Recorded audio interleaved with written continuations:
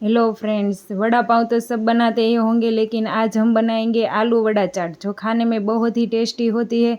तो मैंने यहाँ पे एक बाउल लिया है, उसमें डालेंगे थोड़ा सा बेसन, लाल मिर्च पाउडर, धनिया पाउडर, चाट पाउडर और हल्दी पाउडर और थोड़ा सा नमक और अच्छी तरह से उसे मिक्स कर देंगे। फिर उसमें थोड़ा थोड़ा पानी डालकर एक अच्छा सा बैटर रेडी करेंगे। फिर मैंने यहाँ पे उबले हुए आलू लिए हैं, उसे हथेलियों से प्रेस करके हम उसे जो हमने बैटर बनाया था उसे में डीप करके सेलो फ्राई करेंगे। आप मेरी चैनल पे नए हो तो मेरी चैनल को सब्सक्राइब कीजिए और मेरे पेज को लाइक और फॉलो कीजिए।